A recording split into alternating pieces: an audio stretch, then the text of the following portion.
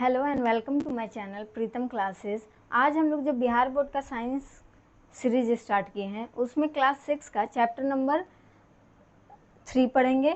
इसका क्या नाम है, रेसे से वस्त्र तक। तो इस चैप्टर में हम लोग देखेंगे कि रेसा क्या होता है और रेसे से कैसे एक कपड़ा बनाया जाता है और रेसे जो है वो कहाँ से हम लोग को प्राप्त होते हैं।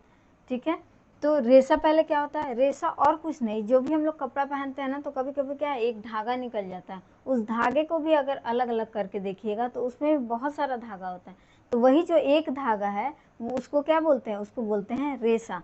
तो ये रेसे हम लोगों को कहाँ से मिलते हैं, तो ये मिलते हैं हम लोग को पौधों से या फिर जानवरों से।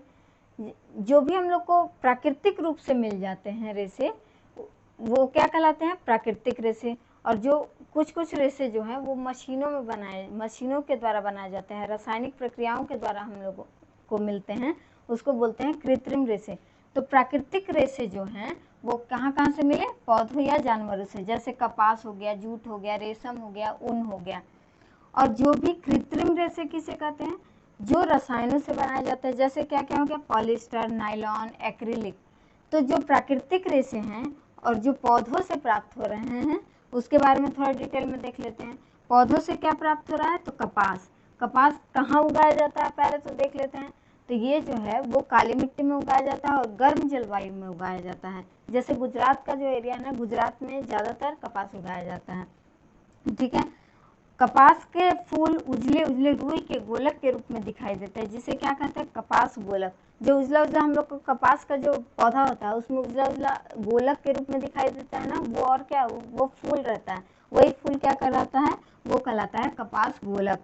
और उसी कपास गोलक में से ही आप देखे होंगे छोटा छोटा काला काला बीज रहता है, उसी बीज को अलग करने का प्रक्रिया क्या कहलाता है, वो कहलाता है ओटना। और दूसरा देख लेते हैं, एक तो कपास हम लोगों को पौधा से मिल गया, और दूसरा देख लेते हैं कि जो जूट है जिसको पटसन भी बोलते हैं वो किससे मिलता है, वो भी एक पटसन पौधे से मिलता है। पौधे के तने, जो तना रहता है ना, उसी को क्या करते हैं, उसी से हम लोग को ये पटसन मिलता है। इसी पौधे को जो है वो काट कर और 10 दिन के लिए पानी में फूलने के लिए छोड़ देते हैं, और जब वो फूल जाता है पूरी तरीके से, ये पटसन का जो तना रहता है, उसी तने का छाल को हम लोग जब निकालते हैं तो उसी से क्या प्राप्त होता है, वो रेशा प्राप्त होता है, जिससे धागा बनाते हैं। और इसी ये जो धागा रहता है वो मजबूत रहता है, जो कि काम किसके आता है, वो बोरे, रस्सी, चटाई, ये सब बनाने में काम आता है। ये हम लोग को देखिए कि भारत में कहाँ कहाँ मिलता है, कहाँ कहाँ ये जो उगाया जाता है। तो ये उगाया जाता है ज़्यादातर वेस्ट बंगाल के एरिया में और बिहार के भी एरिया में उगाया जाता है। तो बिहार में कहाँ कहाँ हम लोग को जूट पटसन मिलता है, तो वो मिलता है कटिहार, मधेपुरा, सहरसा, खगड़िया, सुपौल, दरभंगा। ये वाला जो इलाका है वो वहाँ पे क्या क्या मिलेगा, तो वो मिल जाएगा हम लोगों को पटसन। अब देख लीजिए कि ये जो कपास और जूट है ये हम लोगों को पौधों से मिल रहा है। कपास से क्या बना है, हम लोग को जो आरामदायक कपड़ा बनता है वो कपास, जो सूती कपड़ा पहनते हैं वो हम लोग को कपास से मिल जाता है। और जो भी मजबूत रस्सी, बोरा, चटाई, ये सब बनाना होता है तो वो पटसन से बन जाता है। अब देखते हैं कि हम लोगों को ठंडे के दिनों में ऊनी कपड़ा पहनते हैं, तो ये जो ऊन है वो कहाँ से मिलता है, वो ऊन भेड़ से प्राप्त किया जाता है। भेड़ के बाल को काट कर साफ कर उसे काता जाता है, उसे जो है वो काट कर धागा बनाया जाता है, और धागा से ही हम लोग बुनकर क्या बना लेते हैं, तो ऊन का वस्त्र बना लेते हैं। अब एक देख लेते हैं कि रेशम, जो सिल्क जो रहता है ना, सिल्क वर्म से इसको प्राप्त किया जाता है। रेशम का धागा किससे प्राप्त किया जाता है, रेशम के कीड़ा से प्राप्त किया जाता है। रेशम का कीड़ा अपने चारों ओर रेशे का खोल बनाते हैं, जिसे क्या बोलते हैं, कोया बोलते हैं। जो रेशम का कीड़ा रहता है ना, अपने चारों ओर क्या एक खोल बना लेता है, उसी खोल से जो है हम लोग को रेशम का जो थ्रेड है वो हम लोगों को मिल जाता है। फिर बाद में उसे काता और बुना जाता है।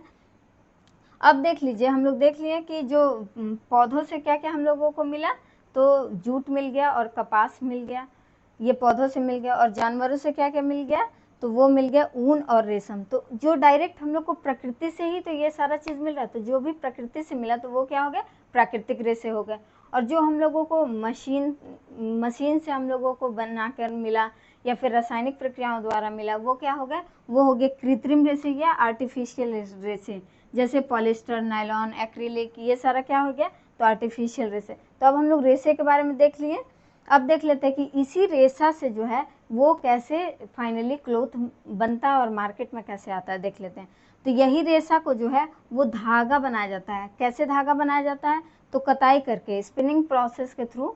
जैसे पहले क्या था, हमारे पास इतना मशीन नहीं था, जो चरखा है ना, उसी में बहुत सारा रेशे को लेकर जोड़ जोड़ कर क्या करते हैं, उससे एक धागा का रूप दे देते हैं, धागा में बदल दिया जाता है। तो वही रेशा से धागा बनाने का प्रक्रिया क्या कहलाता है, कताई कहलाता है। और इसी धागा से जो है वो दो तरीके से हम लोगों को वस्त्र बनकर मिलता है। जैसे एक तो बुनाई का प्रक्रिया हो गया और दूसरा बंधाई। बुनाई में क्या करते हैं, बुनाई में जो है वो दो लेते हैं, दो धागा, और उसी को बुन कर, जैसे स्वेटर बुनते हैं ना हम लोग, उसी तरीके से दो धागा को आपस में बुन कर जो भी हम लोग को कपड़ा प्राप्त होता है वो बुनाई का प्रक्रिया हो गया। और बंधाई मतलब एक जो है एक ही सूत को फंदे बांध कर जो भी हम लोगों को मिलना, जैसे चटाई हो गया, ये क्या हो गया, ये बांध कर मिला, तो ये हो गया बंधाई का प्रक्रिया। और यही बुनाई और बंधाई से क्या हो गया, फिर बाद में जो भी वस्त्र बना उसको अगर हम लोग जैसा प्रिंट देना चाहें, जैसा कलर में बनाना चाहें, उसको प्रिंटिंग कर देते हैं, छपाई कर देते हैं उसमें डिज़ाइन का, और बाद में क्या है वो वस्त्र बन जाता है अच्छा सा और मार्केट में आ जाता है। तो इस चैप्टर में हम लोग जल्दी से क्या क्या देख लिए, तो देख लिए कि कैसे क्या होता है रेशा, रेशे से वस्त्र कैसे बना, और रेशा हम लोगों को कहाँ कहाँ से मिला। कैसा लगा आपको ये चैप्टर? अगर इस चैप्टर का आप लोगों को अभ्यास प्रश्न का क्वेश्चन आंसर चाहिए होगा तो आप मुझे नीचे कमेंट कीजिएगा। अब आप लोग अच्छे से स्टडी करते रहिए। अब मिलते हैं नेक्स्ट वीडियो में। धन्यवाद।